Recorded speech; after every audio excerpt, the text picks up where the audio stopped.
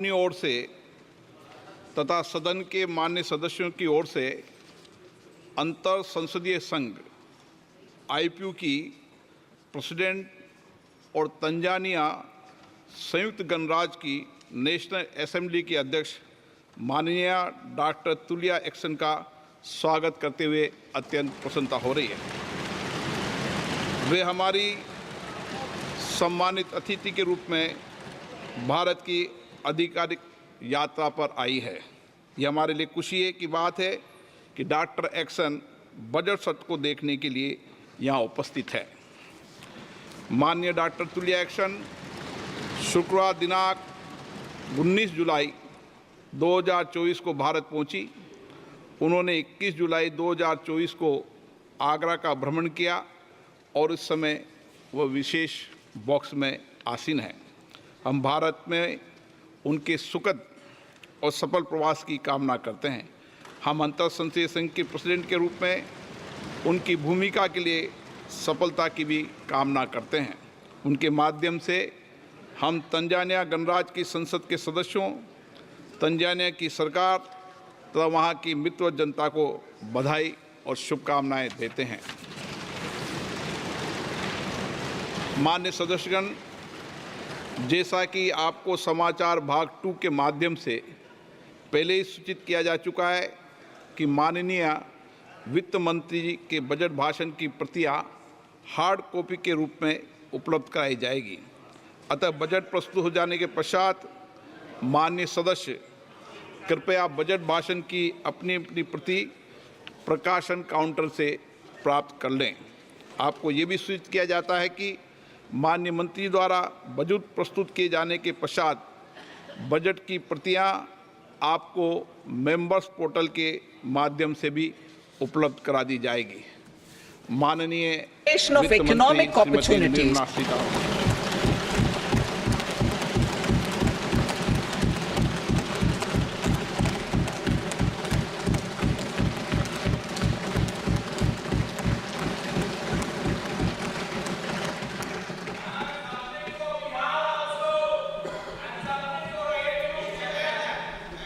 Honorable Speaker, I present the budget for 24-25. Introduction. The people of India have reposed their faith in the government led by Honorable Prime Minister Shri Narendra Modi and re-elected it for a historic third term under his leadership.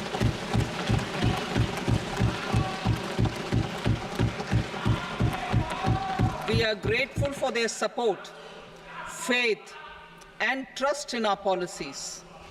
We are determined to ensure that all Indians, regardless of religion, caste, gender, and age, make substantial progress in realizing their life goals and aspirations. Global context. The global economy, while performing better than expected, is still in the grip of policy uncertainties.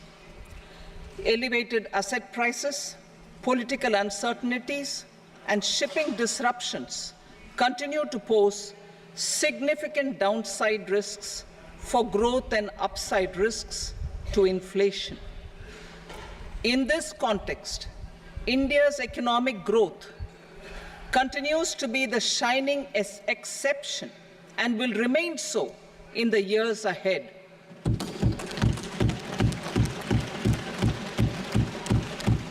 India's inflation continues to be low, stable, and moving towards the 4% target. Core inflation, that is non-food and non-fuel, currently is 3.1%. Steps are being taken to ensure supplies of perishable goods reach markets adequately. Interim budget. As mentioned in the interim budget, we need to focus on 4 major castes, namely the Garib, Mahilaye, Yuva, and Annadata, the poor, women, youth, and the farmer.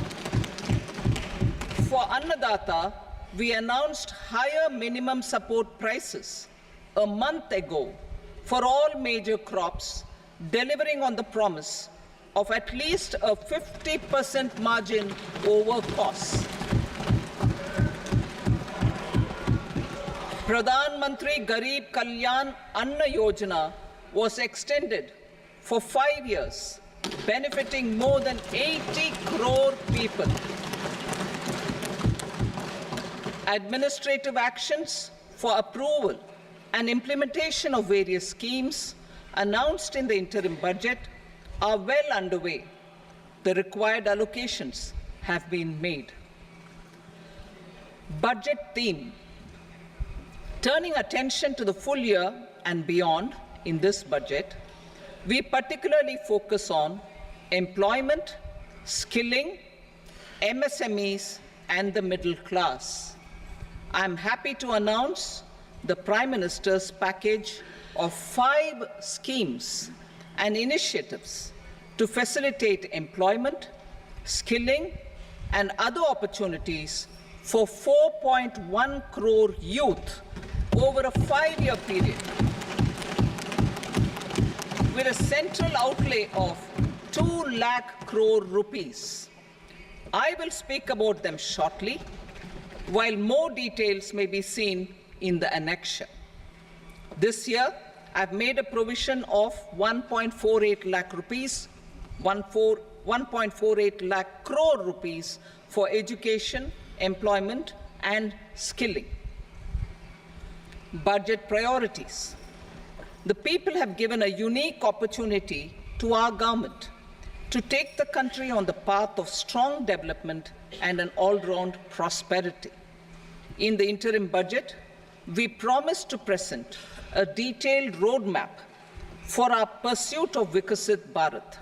In line with the strategy set out in the interim budget, this budget envisages sustained efforts on the following 9 priorities for generating ample opportunities for all. Number 1, productivity and resilience in agriculture. Number 2, employment and skilling.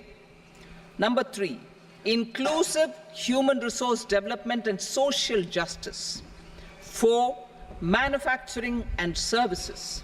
5, urban development. 6, energy security.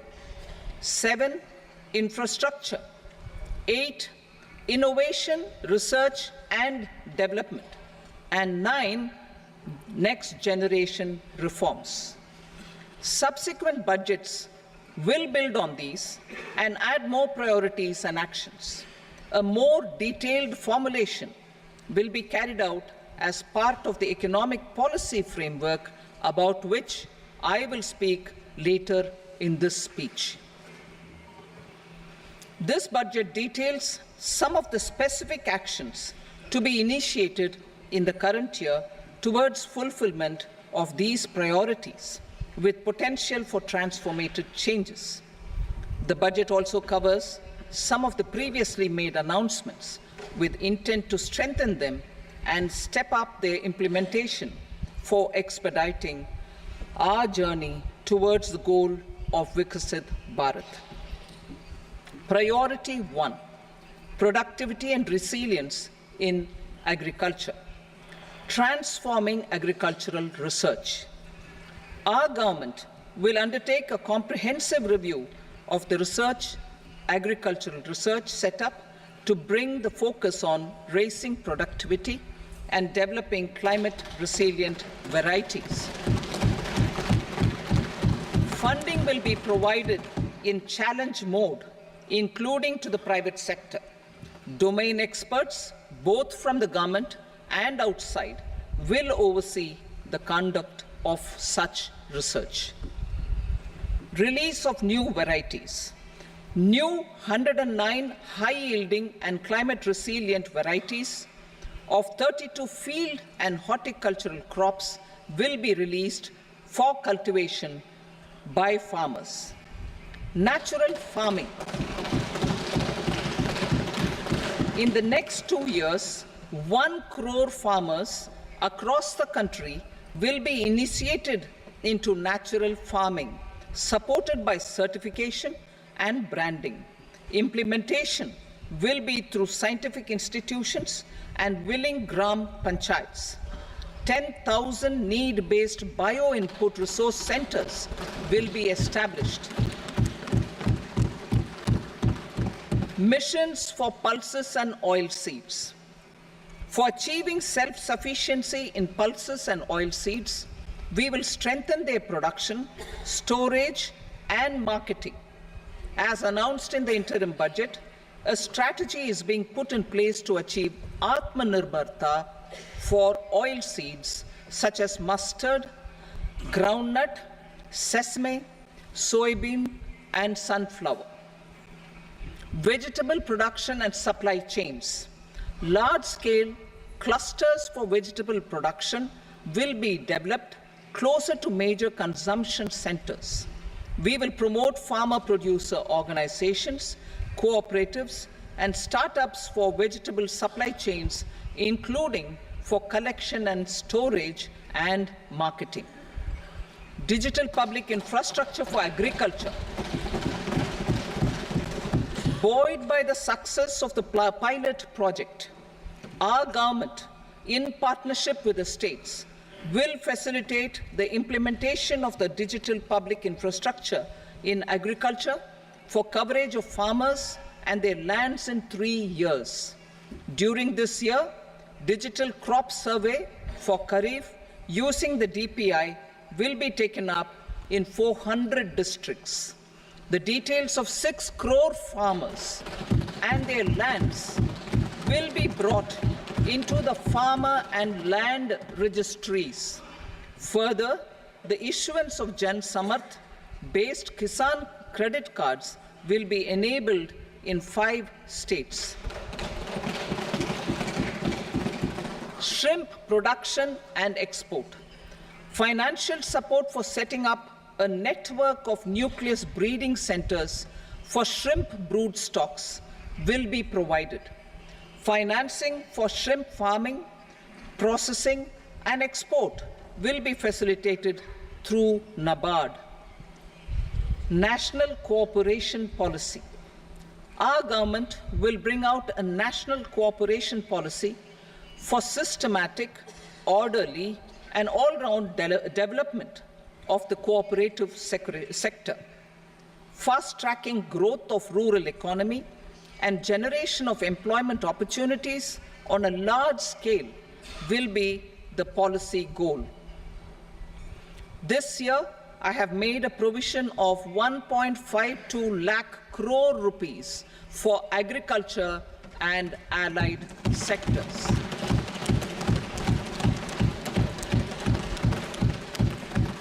Priority 2, employment and skilling.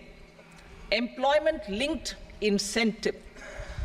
Our government will implement following 3 schemes for employment-linked incentive as part of the Prime Minister's package. These will be based on enrollment in the EPFO and focus on recognition of first-time employees and support to employees and employers. Scheme A, first-timers. This scheme will provide 1 month wage to all persons newly entering the workforce in all formal sectors.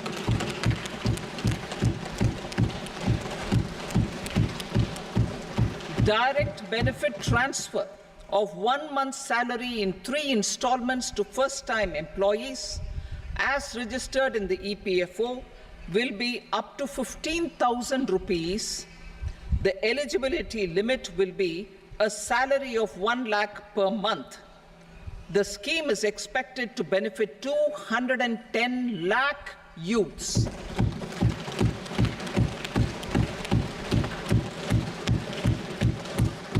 Scheme B, job creation in manufacturing. This scheme will incentivize additional employment in the manufacturing sector linked to the employment of first-time employees.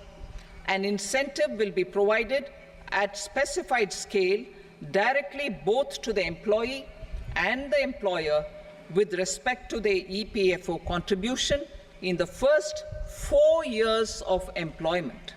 The scheme is expected to benefit 30 lakh youth entering employment and their employers.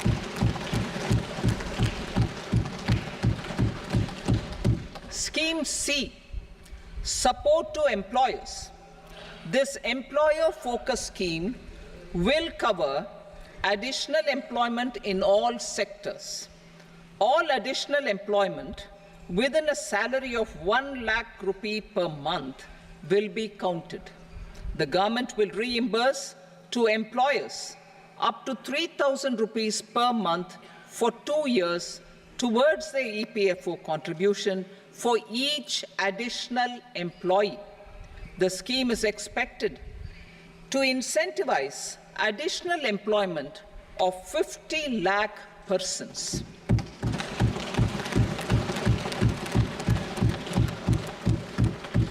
Participation of women in the workforce. We will facilitate higher participation of women in the workforce through setting up of working women hostels in collaboration with industry and establishing creches. In addition, the partnership will seek to organize women-specific skilling programs and promotion of market access for women SHG enterprises. Skilling program. I'm happy to announce a new centrally sponsored scheme as the fourth scheme under the Prime Minister's package for skilling in collaboration with state governments and industry. 20 lakh youth will be skilled over a 5-year period.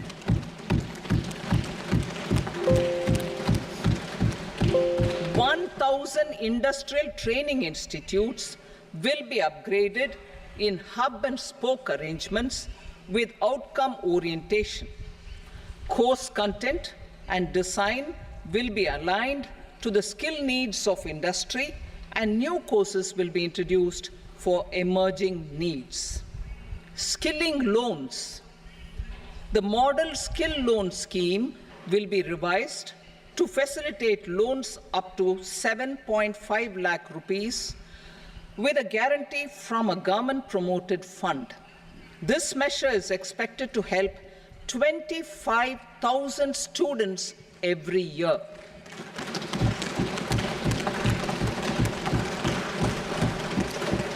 Education loans.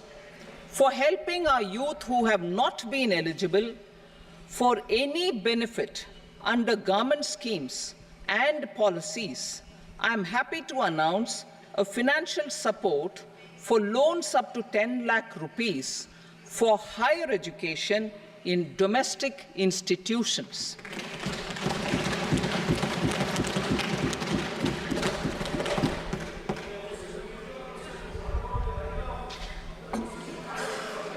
E-vouchers for this purpose. E-vouchers for this purpose will be given directly to 1 lakh students every year for annual interest subvention of 3% of the loan amount. Priority 3, inclusive human resource development and social justice, saturation approach. Our government is committed to all-round, all-pervasive, and all-inclusive development of people, particularly farmers, youth, women, and the poor. For achieving social justice comprehensively, the saturation approach of covering all eligible people through various programs, including those for education and health, will be adopted to empower them by improving their capabilities. Implementation of schemes meant for supporting economic activities by craftsmen, artisans, self-help groups, scheduled caste, scheduled tribe, and women entrepreneurs and street vendors such as the PM Vishwakarma, PM Swanidhi, National Livelihood Missions, and Stand Up India will be stepped up. Purvodaya. The states in the eastern part of the country are rich in endowments and have strong cultural traditions.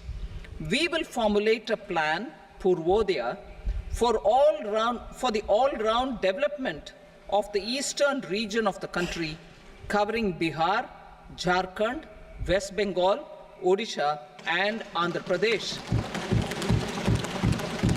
This will cover human resource development, infrastructure, and generation of economic opportunities to make the region an engine to attain Vikasit Bharat. On the Amritsar-Kolkata Industrial Corridor, we will support development of an industrial node at Gaya. This corridor will catalyze industrial development of the eastern region. The industrial node at Gaya will also be a good model for developing our ancient centers of cultural importance into future centers of modern economy. This model shall showcase Vikas B, Virasat B in our growth trajectory. We will also support development of road connectivity projects, namely 1. Patna-Purnia Expressway, 2. Buxar-Bhagalpur Expressway, 3. Bodh Gaya, Rajgir, Vaishali and Darbhanga spurs, and 4. Additional 2-lane bridge over River Ganga at Buxar at a total cost of 26,000 crore rupees.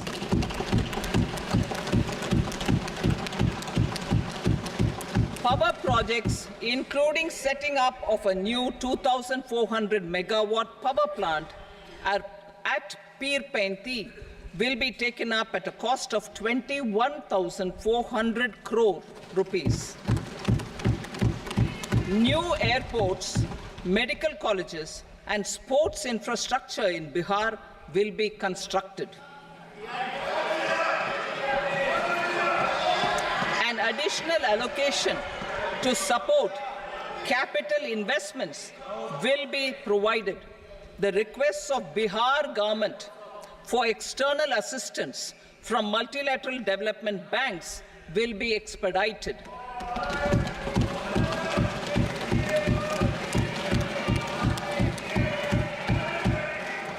Andhra Pradesh Reorganization Act.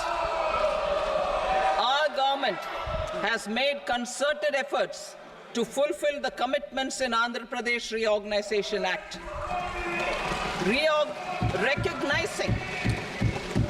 Recognizing the state's need for the capital, recognizing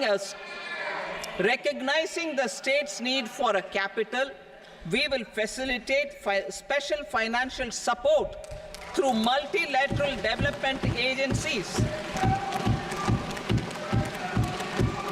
In the current financial year, 15,000 crore rupees will be arranged with additional amounts in future years.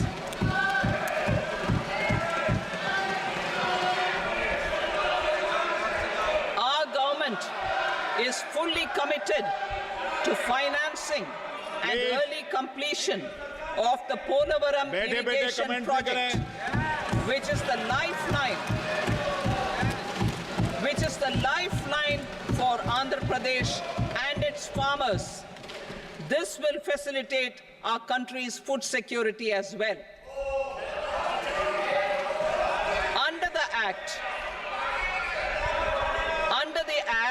Andhra Pradesh Reorganization Act, for promoting industrial development, funds will be provided for essential infrastructure such as water, power, railways, and roads.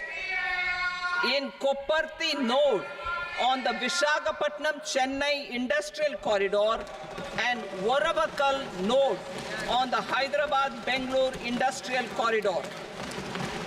An additional allocation will be provided this year towards capital investment for economic growth. Grants for backward regions of Rayalaseema, Prakasham, North Coastal Andhra, as stated in the Act will be provided. PM Awas Yojana. 3 crore additional houses under the PM Awas Yojana in rural and urban areas in the country have been announced, for which the necessary allocations are being made. Women-led development.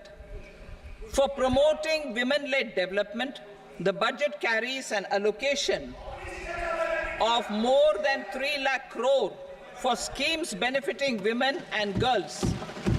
This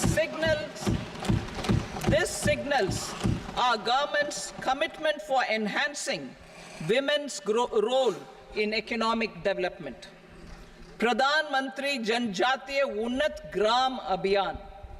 For improving the socio-economic condition of tribal communities, we will launch the Pradhan Mantri Janjatiya Unnat Gram Abhiyan by adopting saturation coverage for tribal families in tribal majority villages and aspirational districts.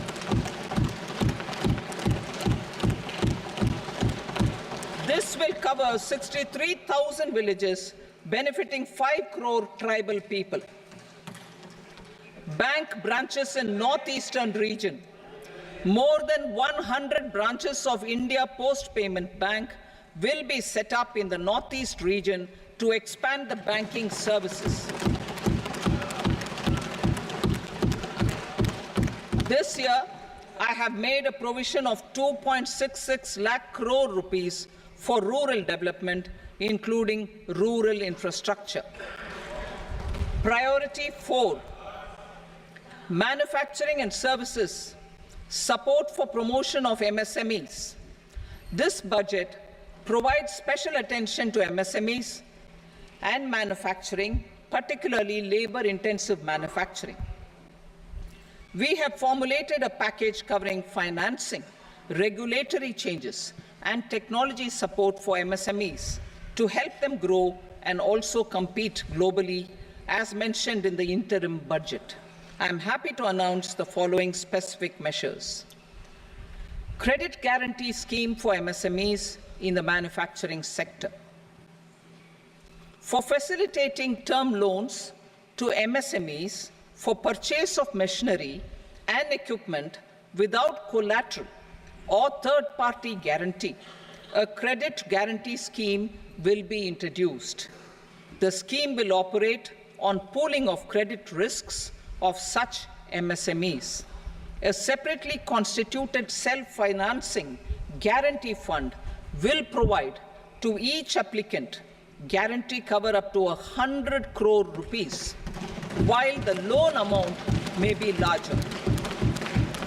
The borrower will have to provide an upfront guarantee fee and an annual guarantee fee on the reducing loan balance. New assessment model for MSME credit. Public sector banks will build their own in-house capability to assess MSMEs for credit instead of relying on external assessment. They will also take a lead in developing or getting developed a new credit assessment model based on the scoring of digital footprints of the MSMEs in the economy. This is expected to be a significant improvement over the traditional assessment of credit eligibility based only on asset or turnover criteria. That will also cover MSMEs without a formal accounting system. Credit support to MSMEs during stress period. I'm happy to announce a new mechanism for facilitating continuation of bank credit to MSMEs during their stress period while being in special mention account, SMA stage, for reasons beyond their control. MSMEs need credit to continue their business and to avoid getting into the NPA stage. Credit availability will be supported through a guarantee from a government-promoted fund. Mudra loans. The limit of Mudra loans will be enhanced to 20 lakh from the current 10 lakh for those entrepreneurs who have availed and successfully repaid previous loans under the Tarun category. Enhanced scope for mandatory onboarding in trades. For facilitating MSMEs to unlock their working capital by converting their trade receivables into cash, I propose to reduce the turnover threshold of buyers for mandatory onboarding on the trades platform from rupees 500 crore to 250 crore rupees. This measure will bring 22 more CPSCs and 7,000 more companies onto the platform. Medium enterprises will also be included in the scope of the suppliers. SIDBI branches in MSME clusters. SIDBI will open new branches to expand its reach to serve all major MSME clusters within 3 years and provide direct credit to them. With the opening of 24 such branches this year, the service coverage will expand to 168 out of 242 major clusters. MSME units for food irradiation, quality and safety testing. Financial support for setting up of 50 multi-product food irradiation units in the MSME sector will be provided. Setting up of 100 food quality and safety testing labs with NABL accreditation will be facilitated. E-commerce export hubs to enable MSMEs and traditional artisans to sell their products in international markets. E-commerce export hubs will be set up in public-private partnership mode. These hubs, under a seamless regulatory and logistic framework, will facilitate trade and export-related services under one roof. Measures for promotion of manufacturing and services. Internship in top companies. As the fifth scheme under Prime Minister's package, our government will launch a comprehensive scheme for providing internship opportunities in 500 top companies to 1 crore youth in 5 years. They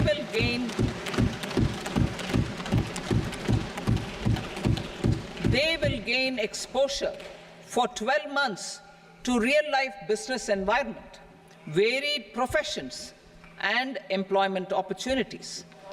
An internship allowance of 5,000 per month, 5,000 rupees per month, along with a one-time assistance of 6,000 rupees will be provided.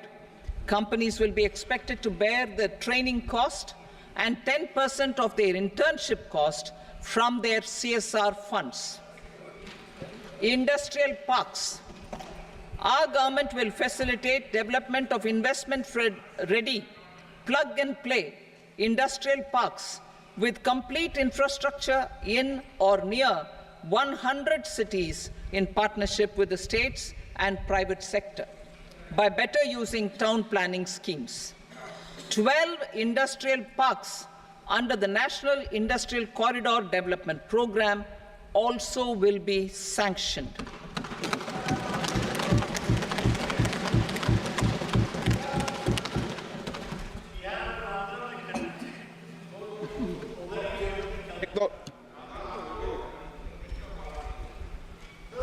Veggie paper, no. Please, बैठिए.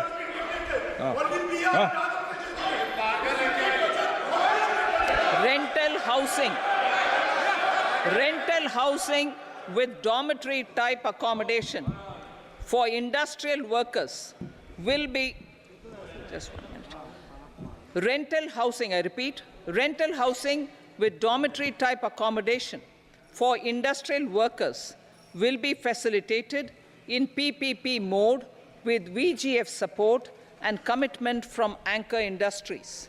Shipping industry, ownership, leasing, and flagging reforms will be implemented to improve the share of Indian shipping industry and generate more employment. Critical mineral mission. We will set up a critical mineral mission for domestic production, recycling of critical minerals, and overseas acquisition of critical mineral assets. Its mandate will include technology development, skilled workforce, extended producer responsibility framework, and a suitable financing mechanism. Offshore mining of minerals. Our government will launch the auction of the first tranche of offshore blocks for mining, building on the exploration already carried out. Digital public infrastructure applications. Turning to the services sector, I propose development of DPI applications at population scale for productivity gains, business opportunities, and innovation by the private sector. These are planned in the areas of credit, e-commerce, education, health, law and justice, logistics, MSME service delivery, and urban governance. Integrated technology platform for IBC ecosystem. An integrated technology platform will be set up for improving the outcomes under the Insolvency Bankruptcy Code for achieving consistency, transparency, timely processing, and better oversight for all stakeholders. Voluntary closure of LLPs. The services of the Center for Processing Accelerated Corporate Exit, CPACE, will be extended for voluntary closure of LLPs to reduce the closure times. National Company Law Tribunals. The IBC has resolved more than 1,000 companies, resulting in direct recovery of 3.3 lakh crore to creditors. 3.3 lakh crore rupees to creditors. In addition, 28,000 cases involving over 10 lakh crore rupees have been disposed of even prior to admission. Appropriate changes to the IBC, reforms and strengthening of the tribunal and appellate tribunals will be initiated to speed up insolvency resolution. Additional tribunals will be established. Out of those, some will be notified to decide cases exclusively under the Companies Act. Debt recovery. Steps for reforming and strengthening debt recovery tribunals will be taken. Additional tribunals will be established to speed up recovery. Priority 5, urban development. Cities as growth hubs. Working with states, our government will facilitate development of cities as growth hubs. This will be achieved through economic and transit planning and orderly development of peri-urban areas utilizing town planning schemes. Creative redevelopment of cities. For creative brownfield redevelopment of existing cities with a transformative impact, our government will formulate a framework for enabling policies, market-based mechanisms, and regulation. Transit-oriented development. Transit-oriented development plans for 14 large cities with a population above 30 lakh will be formulated, along with an implementation and financing strategy. Urban housing. Under the PM Awas Yojana, Urban 2.0, housing needs of 1 crore urban poor and middle-class families will be addressed with an investment of 10 lakh crore rupees. This will include the central assistance of 2.2 lakh crore rupees in the next 5 years. A provision of interest subsidy to facilitate loans at affordable rates is also envisaged. In addition, enabling policies and regulations for efficient and transparent rental housing Transparent rental housing markets with enhanced availability will also be put in place. Water supply and sanitation. In partnership with state governments and multilateral development banks, we will promote water supply, sewage treatments, and solid waste management projects and services for 100 large cities through bankable projects. These projects will also envisage use of treated water for irrigation and filling up of tanks in nearby areas. Street markets. Building on the success of PM Swanidhi scheme in transforming the lives of street vendors, our government envisions a scheme to support each year over the next 5 years the development of 100 weekly hearts or street food hubs in select cities. Stamp duty. We will encourage states which continue to charge high stamp duty to moderate the rates for all and also consider further lowering duties for properties purchased by women. This reform will be made an essential component of urban development schemes. Priority 6, energy security, energy transition. In the interim budget, I had announced our strategy to sustain high and more resource-efficient economic growth, along with the energy security in terms of availability, accessibility, and affordability. We will bring out a policy document on appropriate energy transition pathways that balances the imperatives of employment, growth, and environmental sustainability. PM Surya Ghar Muft Bijli Yojana. PM Surya Ghar Muft Bijli Yojana. In line with the announcement in the interim budget,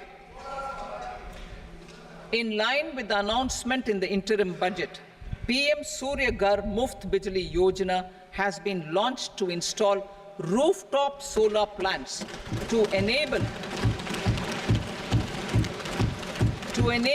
1 crore households obtain free electricity up to 300 units every month. The scheme has generated remarkable response with more than 1.28 crore registrations and 14 lakh applications, and we will further encourage it. Pumped storage policy.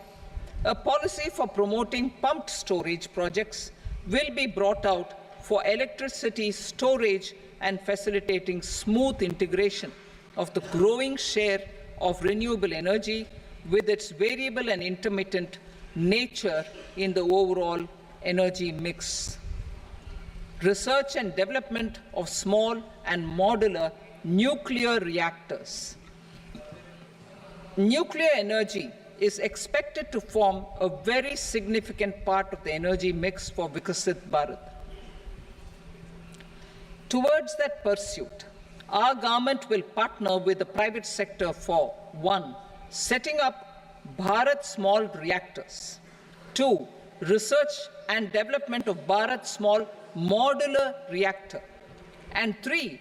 Research and development of newer technologies for nuclear energy. The R&D funding announced in the interim budget will be made available for this sector also. Advanced ultra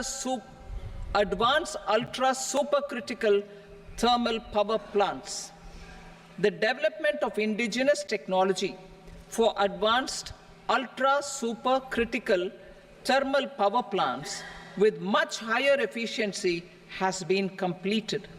A joint venture between NTPC and BHEL will set up a full-scale 800 megawatt commercial plant using AUSC technology. The government will provide the required fiscal support.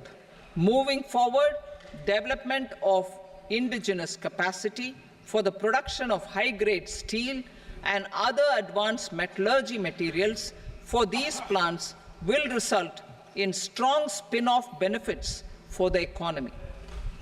Roadmap for hard-to-abate industries. A roadmap for moving the hard-to-abate industries from energy efficiency targets to emission targets will be formulated. Appropriate regulations for transition of these industries from the current perform, achieve, and trade mode to Indian carbon market mode will be put in place. Support to traditional micro and small industries.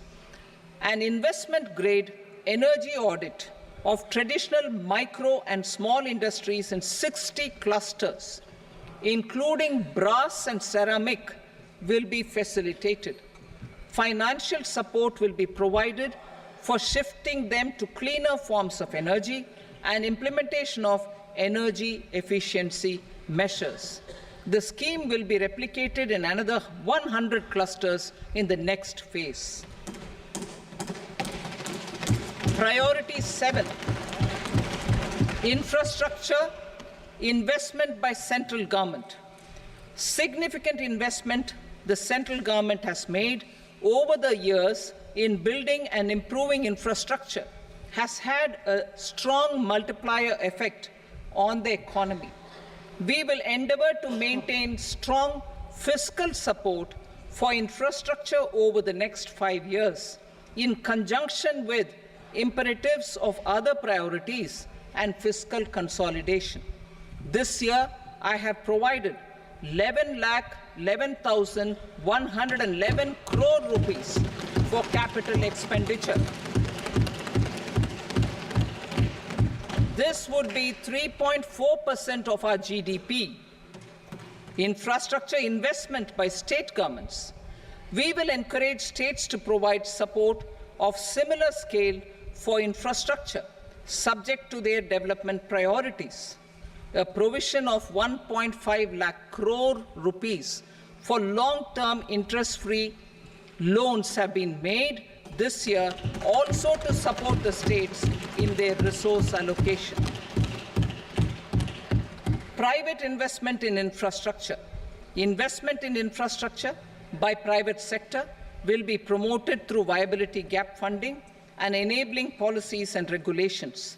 A market-based financing framework will be brought out.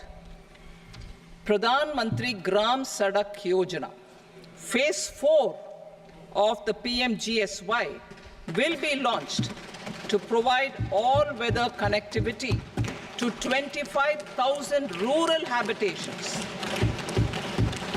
which have become eligible in view of their population increase. Irrigation and flood mitigation. Bihar has frequently suffered from floods, many of them originating outside the country. Plans to build flood control structures in Nepal are yet to progress. Our government, through the Accelerated Irrigation Benefit Program and other sources, will provide financial support for projects with estimated cost of 11,500 crore rupees, such as the Kosi-Michi intra-state link and 20 other ongoing and new schemes, including barrages, river pollution abatement, and irrigation projects. In addition, survey and investigation of Kosi-related flood mitigation and irrigation projects will be undertaken.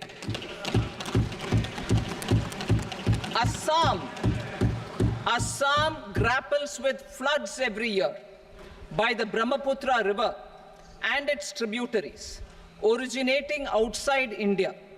We will provide assistance to Assam for flood management and related projects.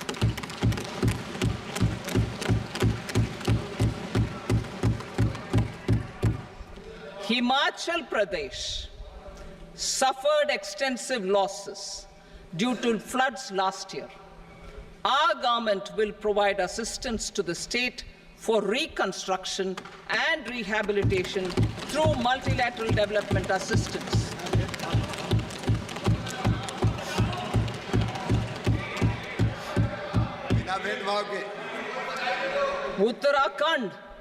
Uttarakhand too suffered losses due to cloudbursts and massive landslides.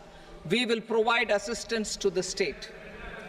Recently, Sikkim witnessed devastating flash floods and landslides that wreaked havoc across the state. Our government will provide assistance to the state. Tourism has always been a part of our civilization. Our efforts in positioning India as a global tourist destination will also create jobs, stimulate investments, and unlock economic opportunities for other sectors. In addition to the measures outlined in the interim budget, I propose the following measures. Vishnupad Temple at Gaya and Mahabodhi Temple at Bodh Gaya in Bihar are of immense spiritual significance.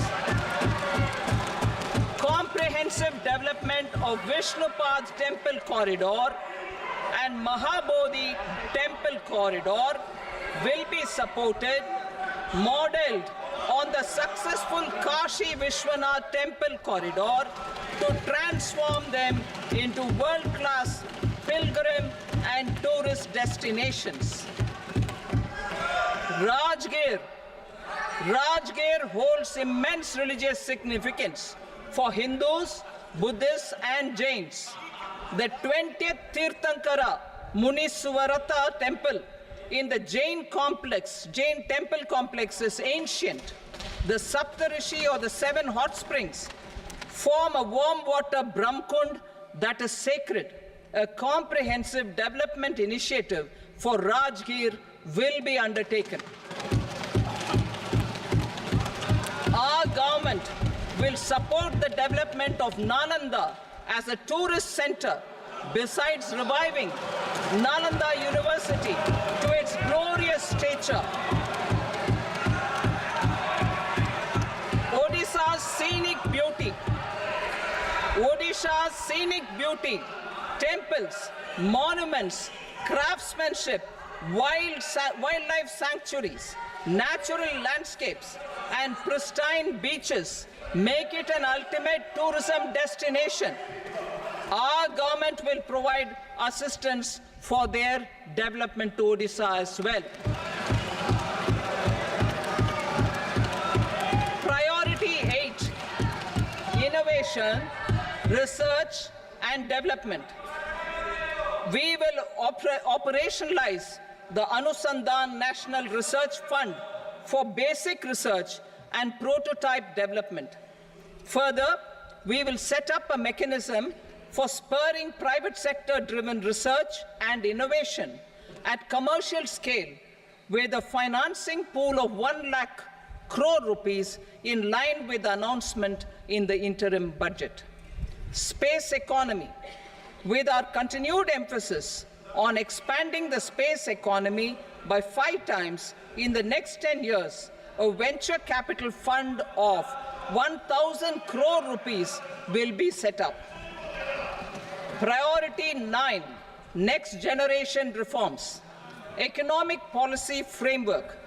We will formulate an economic policy framework to delineate the overarching approach to economic development and set the scope of the next generation of reforms for facilitating employment opportunities and sustaining high growth. Our government will initiate and incentivize reforms for 1. Improving productivity of factors of production, and 2.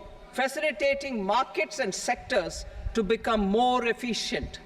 These reforms will cover all factors of production, namely land, labor, capital, and entrepreneurship, and technology as an enabler of improving total factor productivity and bridging inequality.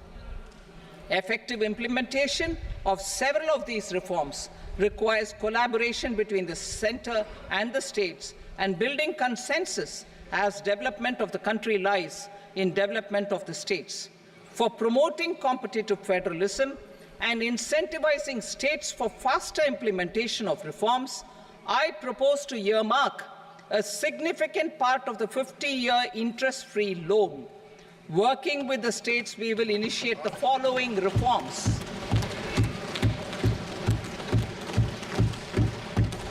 Land-related reforms and actions, both in the rural and urban areas, will cover land administration, will cover 1. Land administration, planning and management, and 2. Urban planning usage and building bylaws. These will be incentivized for completion within the next 3 years through appropriate fiscal support. Rural land-related actions. Rural land-related actions will include 1. Assignment of unique land parcel identification number 0 UL PIN or Bhu Aadhaar for all lands. 2. Digitization of cadastral maps. 3. Survey of subdivisions, survey of map subdivisions as per current ownership. 4. Establishment of land registry. And 5. Linking to the farmers registry. These actions will also facilitate credit flow and other agricultural services. Urban land-related actions. Land records in urban areas will be digitized with GIS mapping. An IT-based system for property record administration, updating, and tax administration will be established. These will also facilitate improving the financial position of urban local bodies. Labor-related reforms. Services to labor. Our government will facilitate the provision of a wide array of services to labor, including those for employment and skilling. A comprehensive integration of e-Shram portal with other portals will facilitate such one-stop solution. Open architecture databases for the rapidly changing labor market, skill requirements, and available job roles, and a mechanism to connect job aspirants with potential employers and skill providers will be covered in these services. Shram Suvidha and Samadhan portal. Shram Suvidha and Samadhan portal will be revamped to enhance ease of compliance for industry and trade. Capital and entrepreneurship related reforms, financial sector vision and strategy. For meeting financing needs of the economy, our government will bring out a financial sector vision and strategy document to prepare the sector in terms of size, capacity, and skills.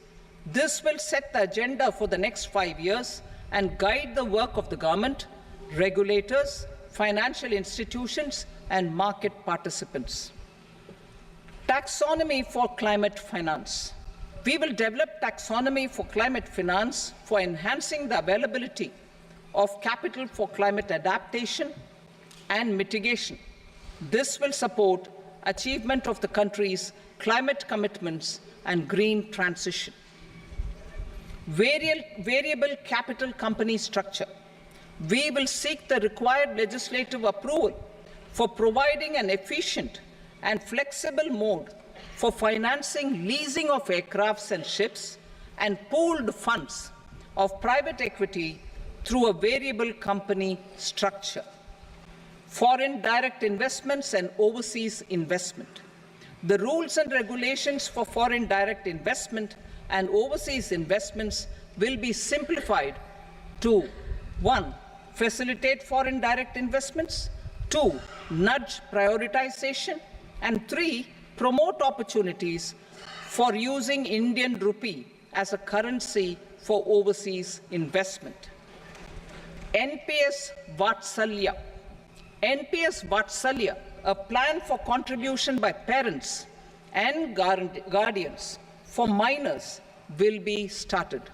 On attaining the age of majority, the plan can be converted seamlessly into a normal NPS account.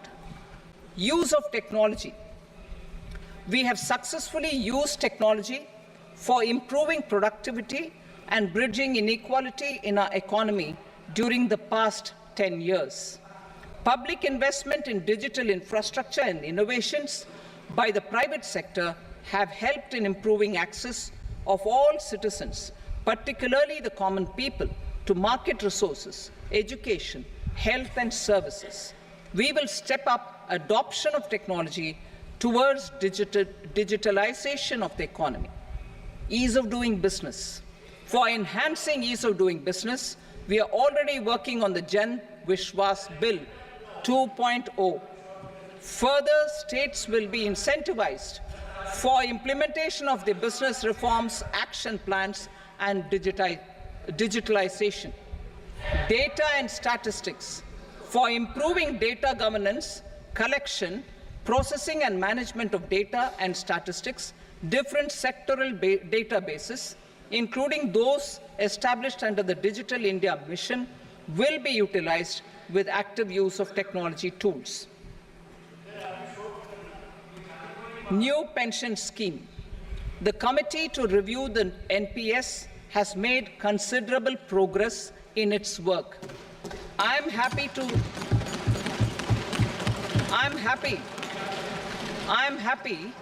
that the staff side of the National Council of the Joint Consultative Machinery for Central Government Employees has taken a constructive approach. A solution will be evolved which addresses the relevant issues while maintaining fiscal prudence to protect the common citizens. Budget estimates for 24-25. For the year 24-25, total receipts other than borrowings and the total expenditure are estimated at 32.07 lakh crore rupees and 48.21 lakh crore rupees respectively. The net tax receipts are estimated at 25.83 lakh crore rupees. The fiscal deficit is estimated at 4.9% of the GDP. The gross and the net market borrowings through dated securities during 24-25 are estimated at 14.01 lakh crore rupees and 11.63 lakh crore rupees respectively. Both will be less than that in 23-24. The fiscal consolidation path announced by me in 2021 has served our economy very well, and we aim to reach the deficit below 4.5% next year. The government is committed to staying the course. From 2026-27 onwards, our endeavor will be to keep the fiscal deficit each year such that the central government's debt will be on a declining path as percentage of GDP. I will now move to Part B.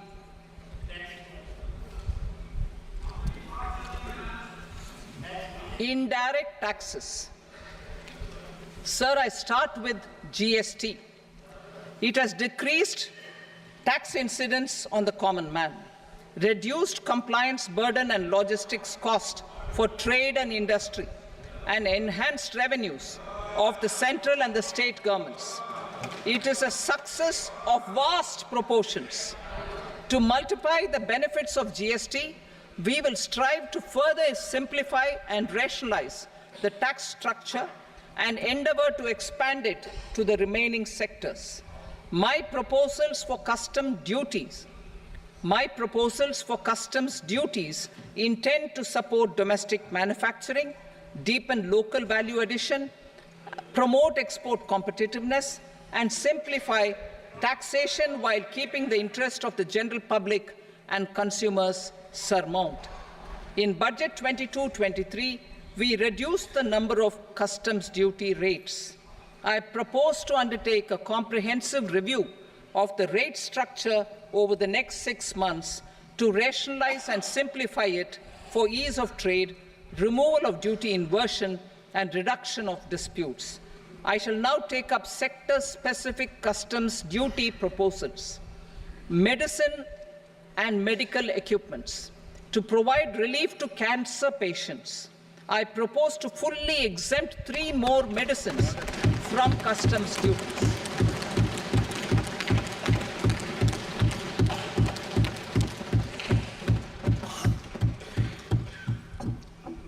I also propose changes in the BCD on X-ray tubes and flat panel detectors for use in medical X-ray machines under the phased manufacturing program so as to synchronize them with the domestic capacity addition.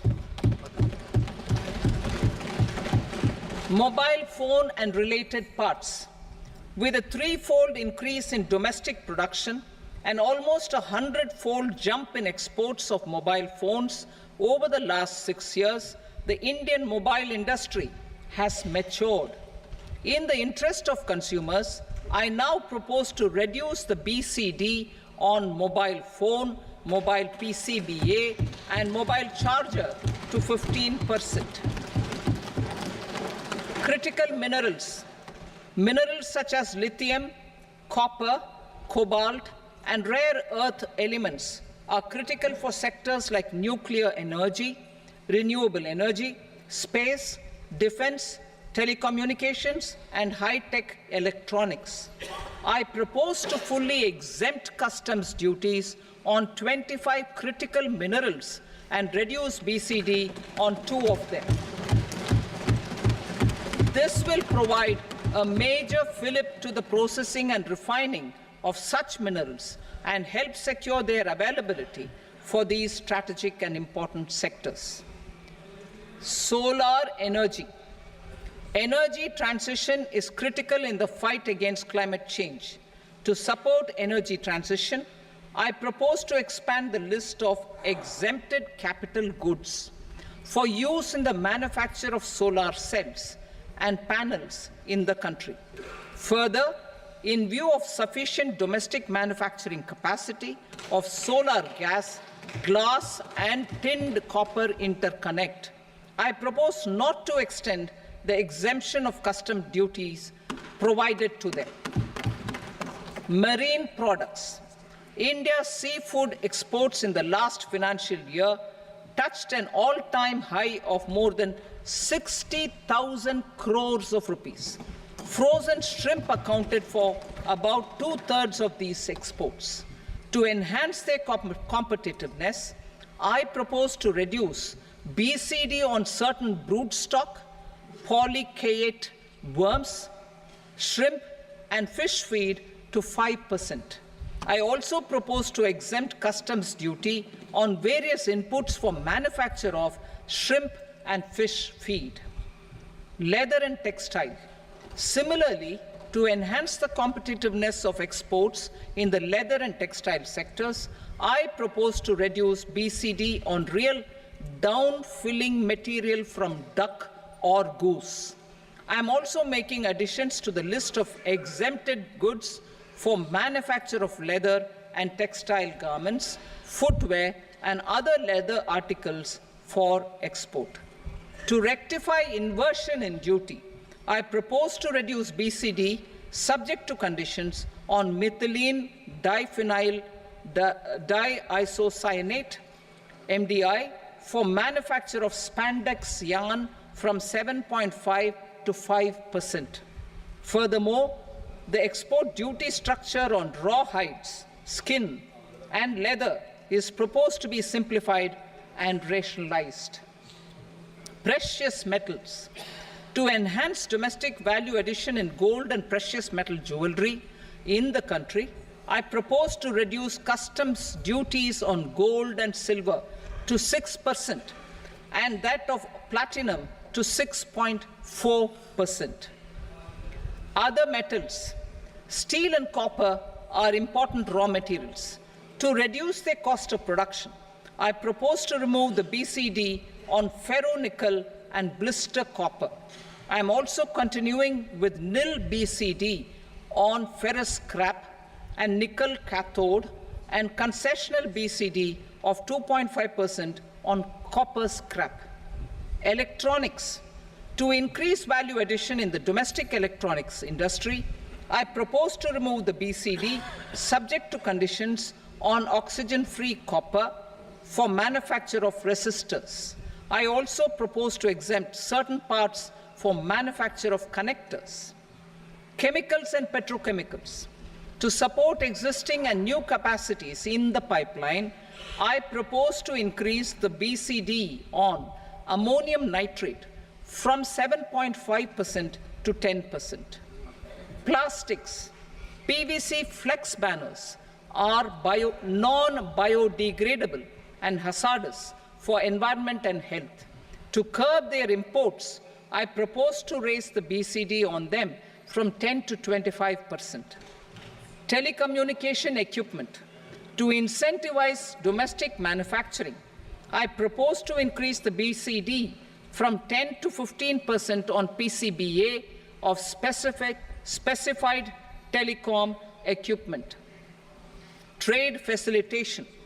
To promote domestic aviation and boat and ship MRO, I propose to extend the period for export of goods imported for repairs from 6 months to 1 year. I'll read that again. To promote domestic aviation and boat and ship maintenance, repair and operations, I propose to extend the period for export of goods imported for repairs from 6 months to 1 year.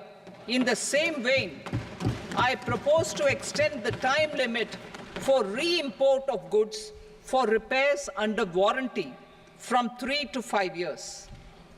I now move to direct taxes. We will continue our efforts to simplify taxes, improve taxpayer services, provide tax certainty, and reduce litigation while enhancing revenues for funding the development and welfare schemes of the government. It has been our endeavor to simplify taxation. We have taken a number of measures in the last few years, including introduction of simplified tax regimes without exemptions and deductions for corporate tax and for personal income tax. This has been appreciated by taxpayers. 58% of corporate tax came from the simplified tax regime in the financial year 22-23. Similarly, as per data available till now, for the last fiscal, more than 2/3 have availed the new personal income tax regime. Comprehensive review of the Income Tax Act. I am now announcing a comprehensive review of the Income Tax Act 1961. The purpose is to make the Act concise, lucid, easy to read and understand. This will reduce disputes and litigation, thereby providing tax certainty to the taxpayers. I will also bring down the demand embroiled in litigation. It is proposed to be completed in 6 months. A beginning is being made in the Finance Bill by simplifying the tax regime for charities, TDS rate structures, provisions of reassessment and such provisions, and capital gains taxation. Simplification for charities and TDS. Two tax exemption regimes. The two tax exemption regimes for charities are proposed to be merged into one. The 5% TDS rate on many payments is being merged into the 2% TDS rate, and the 20% TDS rate on repurchase of units by mutual funds or UTI is being withdrawn. TDS rate on e-commerce operators is proposed to be reduced from 1 to 0.1%. Moreover, credit of TCS is proposed to be given in the TDS to be deducted on salary. Further, I propose to decriminalize delay for payment of TDS up to the due date of filing statement for the same. I also plan to provide a standard operating procedure for tedious defaults and simplify and rationalize the compounding guidelines for such defaults. Simplification of reassessment. I propose to thoroughly simplify the provisions for reopening and reassessment. An assessment hereinafter can be reopened beyond 3 years from the end of the assessment year only if the escaped income is 50 lakh rupees or more, up to a maximum period of 5 years from the end of the assessment year. Even in such cases, a time limit of 6 years before the year of the search, as against the existing time limit of 10 years, is being proposed. This will reduce tax uncertainty and disputes. Simplification and rationalization of capital gains. Capital gains taxation is also proposed to be hugely simplified. Short-term gains on certain financial assets shall henceforth attract a tax rate of 20%, while that on all other financial assets and all non-financial assets shall continue to attract the applicable tax rate. Long-term gains on all financial and non-financial assets, on the other hand, will attract a tax rate of 12.5%. For the benefit of the lower and the middle income classes, I propose to increase the limit of exemption of capital gains on certain financial assets to 1.25 lakh rupees per year. Listed financial assets held for more than a year will be classified as long-term, while unlisted financial assets and all non-financial assets will have to be held for at least 2 years to be classified as long-term.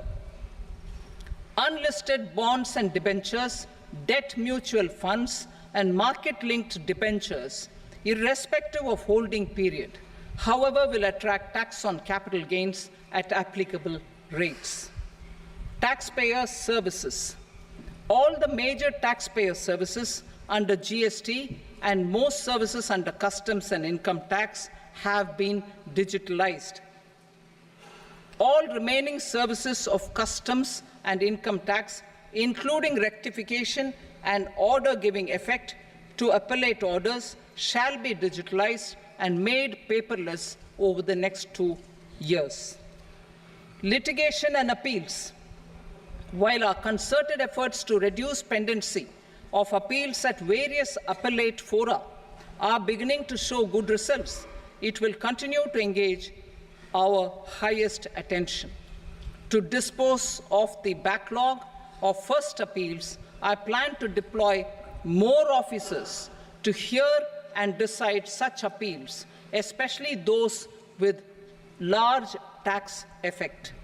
For resolution of certain income tax disputes pending in appeal, I am also proposing Vivad Se Vishwas Scheme 2024. Further, I propose to increase monetary limits for filing appeals related to direct taxes, excise, and service tax in the tax tribunals, high courts, and Supreme Court to 60 lakh rupees, 2 crore rupees, and 5 crore respectively. With a view to reduce litigation and provide certainty in international taxation, we will expand the scope of safe harbor rules and make them more attractive. We will also streamline the transfer pricing assessment procedure. Employment and investment. I have a few proposals to promote investment and foster employment.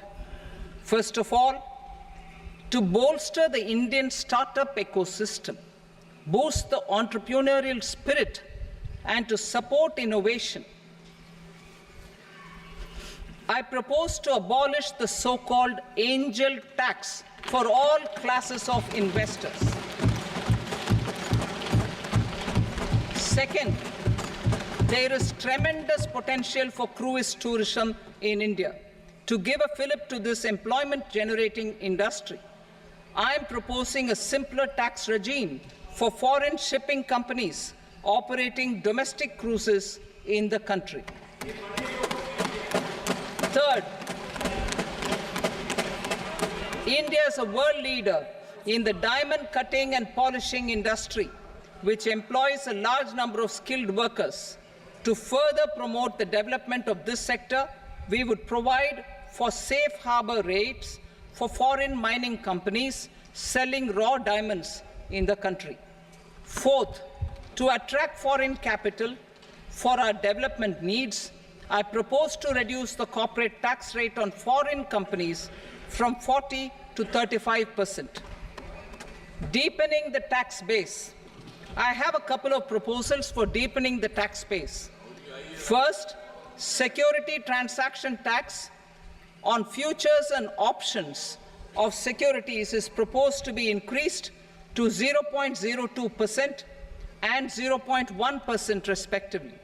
Second, for reasons of equity, I propose to tax income received on buyback of shares in the hands of recipients. Other proposals. To improve social security benefits, deduction of expenditure by employers towards NPS is proposed to be increased from 10 to 14% of the employee's salary. Similarly, deduction of this expenditure up to 14% of salary from the income of employees in private sector, public sector banks and undertakings opting for the new tax regime is proposed to be provided. Indian professionals working in multinationals get ESOPs and invest in social security schemes and other movable assets abroad. Non-reporting of such small foreign assets has penal consequences under the Black Money Act. Such non-reporting of movable assets up to 20 lakh rupees is proposed to be depenalized. Other major proposals in the finance bill relate to withdrawal of equalization levy of 2%, expansion of tax benefits to certain funds and entities in IFSCs, and immunity from penalty and prosecution to Benamidar on full and true disclosure so as to improve conviction under the Benami Transaction Prohibition Act 1988. Personal income tax. Coming to personal income tax rates, I have two announcements to make for those opting for the new tax regime. First, the standard deduction for salaried employees is proposed to be increased from 50,000 to 75,000 rupees.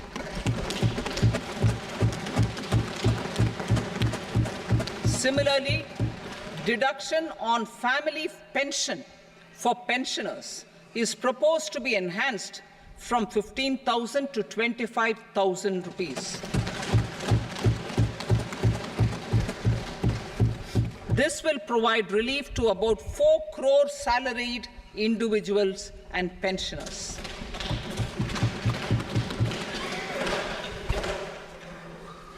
Second, in the new tax regime, the tax rate structure is proposed to be revised as follows.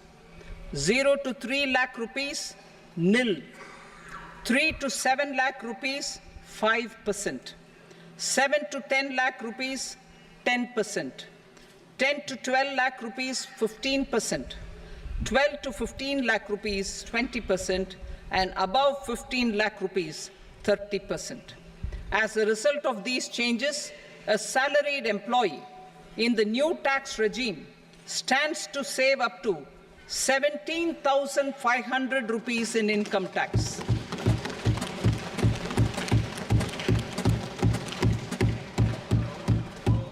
Apart from these, I am also making some other changes as given in the annexure. As a result of these proposals, revenue of about 37,000 crore, that is 29,000 crore in direct taxes, and 8,000 crore in indirect taxes will be foregone, while revenue of about 30,000 crore rupees will be additionally mobilized. Thus, the total revenue foregone is about 7,000 crores annually. Mr. Speaker, sir, with this, I commend the budget to this august House. Jai Hind.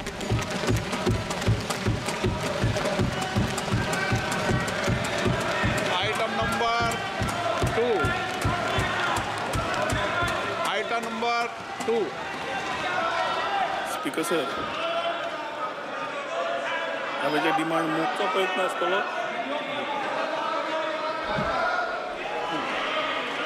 2. Sir, with your permission, I rise to lay on the table the following statements under Section 3 of the Fiscal Responsibility and Budget Management, FRBM Act 2003, Medium-Term Fiscal Policy cum Fiscal Policy Strategy Statement, and Macroeconomic Framework Statement.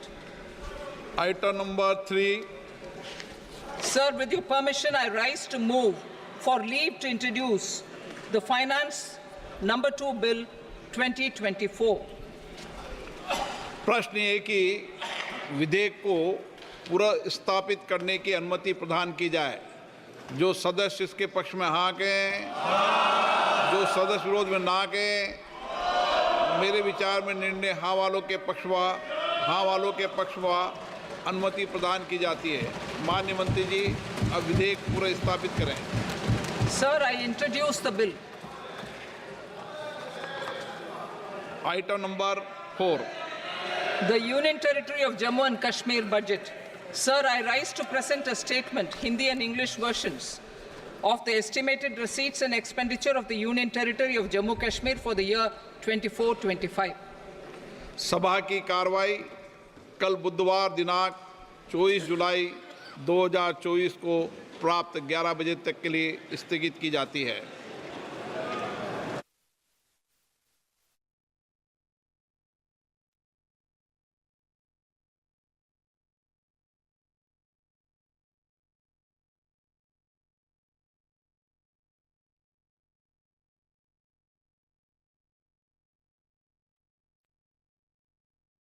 Given the numerous complaints regarding field inundation and losses faced by farmers and the concerns raised by various honorable MLAs in the Goa Legislative Assembly, the Revenue Department has amended the rules. The amendments were published in Official Gazette dated 14/3/2024 under the Goa Agriculture